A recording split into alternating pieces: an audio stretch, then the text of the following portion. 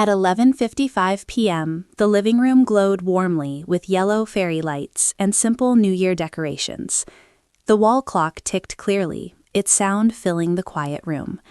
Ayu sat cross-legged on the wooden floor near the window, staring at the clock. She turned to Sinu and said softly, "Sinu, look, only 5 minutes left." Sinu leaned closer to the clock, smiled, and replied, "It feels like this year went so fast, doesn't it?"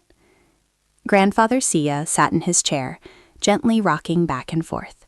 He chuckled softly and said, "Time always moves fast when we grow, my children." Ayu looked at him curiously and asked, "Sia, why does everyone say the last minutes of the year are special?" Sia adjusted his glasses and answered, "Because those minutes carry our memories, our hopes, and our promises. If we listen carefully, time listens back." As the clock continued ticking, a sudden soft flicker passed through the lights. Sinu stood up quickly and asked, "Sia, did you see that?" Before Sia could reply, a warm golden blue glow filled the room. Ayu gasped and whispered, "It's so bright, but it feels nice." Slowly, from the glowing air, a beautiful time fairy appeared, floating gently above the floor. Her voice was calm as she said, "Do not be afraid." Ayu took a small step forward and asked, Who are you?" The fairy smiled and replied, "I am the time fairy.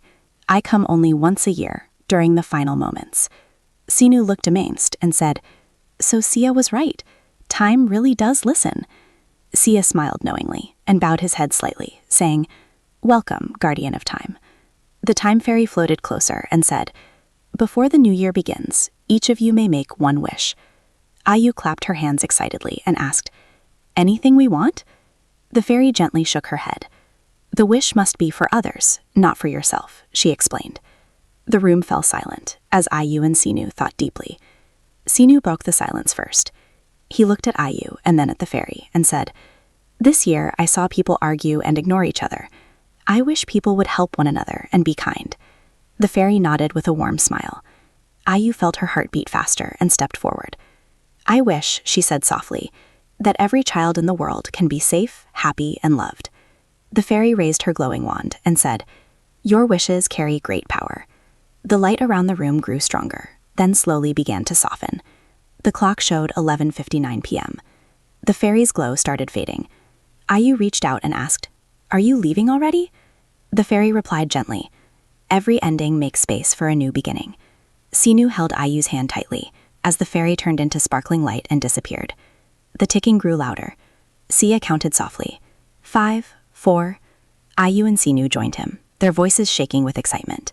3, 2, 1. At that moment, the clock struck midnight. Fireworks exploded across the sky, lighting up the room in bright colors. "Happy New Year 2026, Sinu shouted. Ayu laughed with joy. Grandfather Sia hugged both children and said warmly, "Remember, children, New Year's don't begin with noise, but with kind hearts." Ayu nodded and replied, "We'll remember our wishes." Sinu smiled and said, "Let's make 2026 better."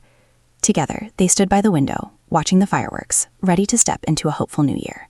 Hello 2026. Happy New Year to all. Be safe and happy.